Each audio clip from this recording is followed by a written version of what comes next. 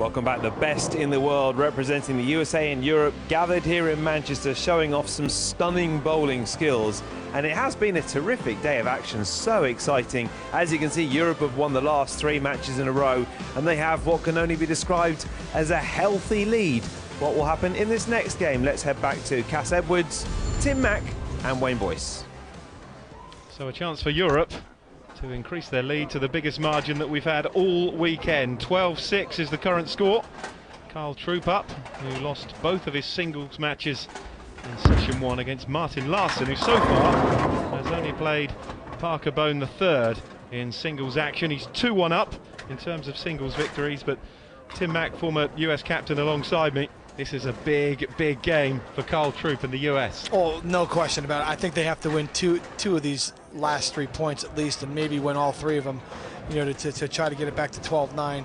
13-8 would be tough. Would be a night. Wouldn't look too bad going into the tomorrow's session. So Kyle's got a lot on his shoulders, and look at right now they're in must-win situations, and you got the 2 rookies, you know, with Kyle and Marshall coming up in the next 2 matches. Yeah, absolutely, Tim. Kyle's played okay. I mean, his average score is 230, lost on a 250 and a 243. But his strike percentage rate is well down, below 50%.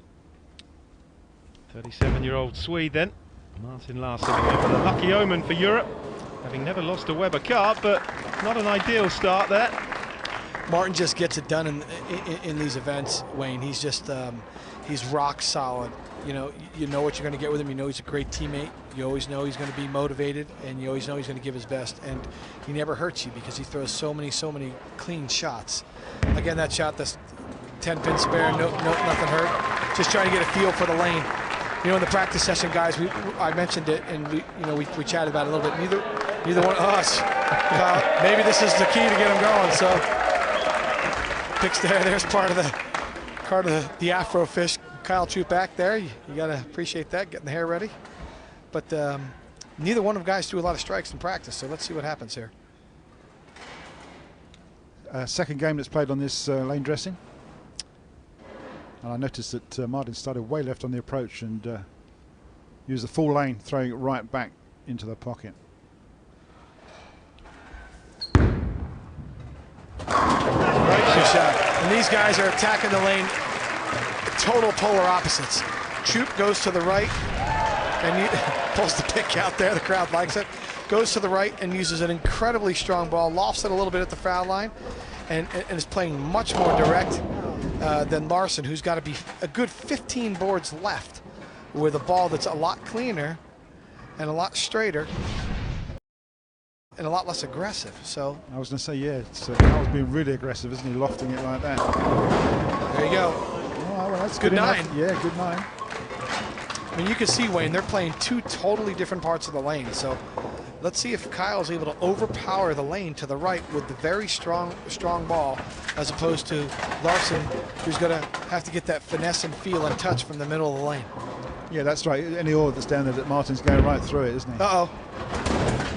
Oh, that's a big moment for Martin Larsen, and what a chance now for Troup. I think you're going to see some emotion come out of Kyle early here if he throws a double. And it would be nice to see. Yeah, you saw him give him a little fist pump, a little yes. He's a confidence guy. You know, he's young. His age still has a 2 in front of it. So that means absolutely. That means they're going to get pumped up. Means he's younger than you and I. That is correct. Big shot early. Try to pick up another 30. It's good. Great shot. It's a double. Gets the mix as well. It wasn't totally perfect, but he's carried all 10. That's what you want. That's what the 2-handers do. The 2-handers create such a massive amount of rotation and rev rate, and they're able to have big wide pockets, and they're able to carry pins like that. You see those pins flying across the deck. You don't see that. You don't see that from a lot of the other players, other than Jesper and Kyle. You see, he likes it, steps out of it. Gotta love the reaction. He's a character, no doubt about it. And that's an awful lot of hair. Yeah. And then the polar opposite, you got the entire other side of the lane. There's Martin trying to get his feel. Leaves a ring 10-pin. Which you can only do for so many frames before you think, I've got to change. I mean, he's playing sort of almost coast to coast, but if you're going to ring single pins every time. Well, it's going to be contingent on also what your opponent does too, Cass. You see, Martin's hit the. This was a good shot here. Obviously covers a spare. It depends if Kyle continues to strike and gather 30 pins per frame. You know, he may force Martin to make a ball change, and let's see. Yeah, absolutely. It's part of the World Bowling Scoring System. 30 pins, a strike. Absolutely. So a chance to pick up another 30 here and go to 90 in the third frame, and then have a pretty substantial lead early. Have a 43 pin lead through three frames.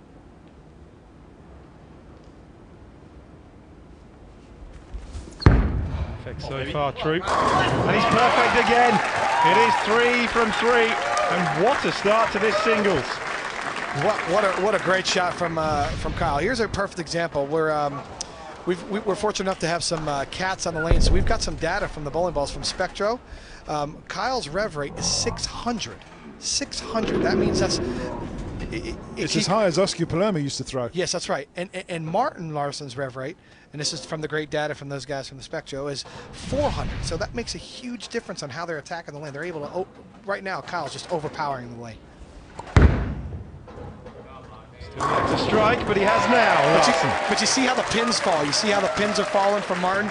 They're barely just kind of falling, and the angle isn't quite where he needs it to be. It looks like the margin for error for Kyle's a lot bigger. Yeah, and Kyle's pins are jumping up and going backwards, aren't they? That's right. And jumping you off see the back of the pin deck. The 6 pin just lays in there, has Martin's kind of reiterates the pinfall there. Chance for Kyle to pick up another 30 here. Looks very confident, guys. This is his MO. He loves throwing it hard up the lane with very strong bowling balls. He's done it again. Well, he's held pocket again. He was a little bit fortunate. I thought he was just a tad inside his mark there, Tim. But you're 100% right. He didn't like that one. That's why we can hear him go whoop. So he missed his left here, but he's throwing it so hard and straight on a line that it's basically on we call it the frozen rope, and it goes high flush and strikes. And didn't he like it? Loves it. 4 strikes in a row, 120 after 4 frames. You know, this environment that's out here from Matchroom, and we've got to thank Party Poker and Sky for putting this on for us. It's great. He is a guy that wants to really enjoy this environment. You know, he really wants to cut loose. He wants to cut loose. Yeah, I mean, he just can't get the ball to go through the pins the right way, guys. Flat 10 there again. You know, Kyle's ball doesn't look like it's not going to strike, and Martin's looks like when it gets there, it's not going to, you know. Yeah, it's kind of like a 50-50. Light in the pocket again. That's right. 6 jumps around the 10 and just leaves him to spare. Yeah. This is the power of two-handed bowling right here, and it's showing up right here in this match. How much more, Tim, is two-handed bowling becoming the norm? We've seen it in tennis with the two-handed backhand. That right. is now standard. Wayne, you're right. We're seeing an influx of a lot of youth. I've just worked a couple big youth tournaments back in the States, and we see a lot of youth coming up using two hands because they're able to generate higher rev rate and higher speed. And then you've got a couple, the balance and all the other athletic skills that go into it. But certainly the two-handed bowling style is becoming more popular. Yeah, we picked up on a guy called Wesley Lowe recently, who you obviously may well know. Get up. There's your example right there. See how big his pocket is? He can miss left and right. So he's got a lot of room left and a lot of room right now, and he's attacking the lane really in his comfort zone where he can be really firm up the lane. He's going about like 13, 14 at the arrows to about 5 at the break point. There's the emotion that we're looking for. He's waiting to unleash that emotion in this event. He's been waiting. Well, that was a bonus strike, wasn't it? Wasn't perfect, and the 5 pin was last to go, but carried all 10, as you say, with the power. It's just a change of ball for Martin. It's a change of ball. It's a stronger bowling ball. And there you go.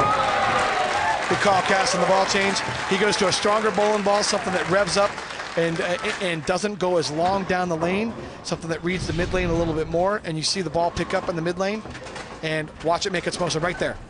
And then it goes right through the pins, and you see the 6 pin come off the wall because of the angle going through the pocket. So yeah, a good slap on the 10, wasn't it? Great job by Larsen on the switch. But Troup really in here to take a commanding lead. You know, is in a commanding position right now, and can keep that position with another strike. Can he make it 6 in a row? The Weber Cup rookie, remember, Troup. looking for his first singles win. It's pretty good. And he's done it. I'll tell you what, guys, I don't usually call this often, but It's a bit early, but go on. I'm going to, because you see how big his pocket is. Unless he throws one incredibly offline, he's got left and right. He's using an incredibly strong bowling ball right now, and he knows it. That's the confident look right there. This is his A game. This is in a 100%. comfort zone he's in. He just loves this. 100%. This is exactly what Kyle Troup has been wanting to see this entire weekend. And there's nothing that this man, Martin Larsen, with all his That's experience, left. can do. Yeah. This match is over, guys. I don't see Kyle, faulting these last 4 frames to where he gives Martin a chance mathematically. I mean, this is based on, we're just going based on ball reaction, and you look at the feel. You got to look at the body, the player's mannerisms. You see Martin's a little slumped because he's a little confused. I got a feeling he might be the captain's pick the next match, guys, for USA. 2 strikes plays 6 strikes. Look at that. That's the difference, isn't it? So, yeah. Kyle Troup now to try to put up another 30 to take he's in a commanding lead already. It's got to help him, hasn't it? Surely that the game is almost won. Confidence. Confidence. Wayne, this is a huge confidence builder for Team USA and also Kyle. In a must-win situation, he's coming up with the goods here. Can you imagine if he wins his first singles point of the Weber Cup with a maximum score? Let's He didn't not throw that jinx one it. good. That was bad. Oh no! Oh boy. I'll take the blame for that one. Wayne with the call there. Well, I mean, it's something we see sometimes when the two-hander with the high revs doesn't quite get it in the pocket, a little high through the headpin, and breaks nothing up. Yeah, he didn't throw that one good, guys. I said, off his hand. That's left off his hand. You can see that doesn't go as far right as the other one, and because it's such a strong ball, it dives through the headpin and leaves a very difficult spare, the five through the middle. We sometimes call that, for a lesser choice of words, grandma's teeth, because you got pins over here, pins over there. So Absolutely, yeah. Yeah. It is makeable, but it's a pretty tough one. He's got to be very accurate on that 3-pin. yeah.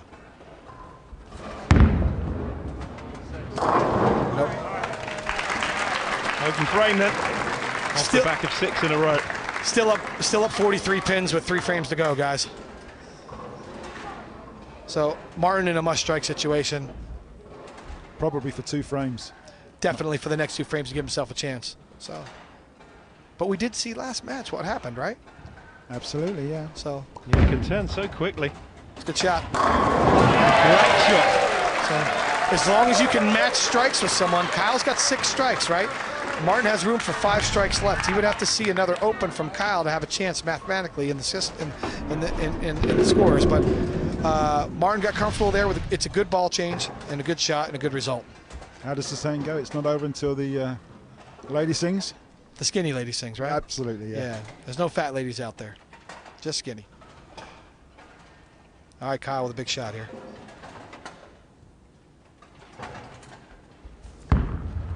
Got that in the lane quicker. That was perfect. You see that getting in the lane a lot faster, guys? You can see as well why a lot of young kids like the two-handed method. Yeah, I mean, It's spectacular, isn't it? the only thing we don't know about the two-handed method. The only thing we don't know about the two-handed style, guys, is the longevity of it. But their revolutions and the high rev rate is by far, you can't argue it. And that's going to do it for the match. Kyle's going to win this match and win a big match and get the guys back in the match because it's mathematically just about out. So, yeah, they create so much more power on the bowling ball. I mean, the numbers from Kyle and Jesper have to be so much more significantly higher than the other bowlers. Yeah, absolutely. We've seen it with two-handers before on the Weber Cup and other tournaments. Oscar Palermo was one of the first ones, and of course we all know about Jason Belmonte from Australia, don't we? Yeah, they're becoming more prevalent, and those guys are pretty good. Those world-class bowlers. And again, Kyle's got a PBA title under his belt. He's got a number of regional titles, so he knows how to win. And when he gets comfortable, this is what he does. He throws lots of strikes. Looking for strike number 8. That's all right. I'll settle for that. Yep, that's enough to win. He doesn't have to show up in the 10th frame because max score for Larsen is 224 and Troup's already at 227, even if he should go miss and then go fix his hair after the next shot. So he's got enough to win the game. That makes you 2-2 now in the booth. Yeah, 2-2. You got that right. So I'm 500 right now. So. And after you left us last time, the USA went on a good run. So who knows? Yeah, maybe the good luck will stay with him. But Larsen's definitely got to figure some things out here, because I got a feeling he could be the captain's pick coming down the stretch here for Team USA. Certainly could be a good call. Change the ball again, looking for his experimentation. Yeah, that was a little bit better. You're right. Good call on that, Cass. If you were guessing the captain's pick, Larsen, Kent, or Larsen Bone the third? But you got to remember, Kent's in the next match, so we're going to see what happens. If he should come up in the next match and bowl good, the USA wouldn't, or the Europeans wouldn't pick him and have him go back to back, because A, he would be fresh, coming right off another match, and B, you know, he would have good ball reaction. Well, he's made his mark on the Weber Cup with a singles point. Carl Troup, a really good victory over the experienced Martin Larsen, and they most certainly needed that, the US. Great win for Kyle, and let's see if it kicks the US on these next two matches. It's Europe 12, USA 7, the gap is 5. We continue very shortly.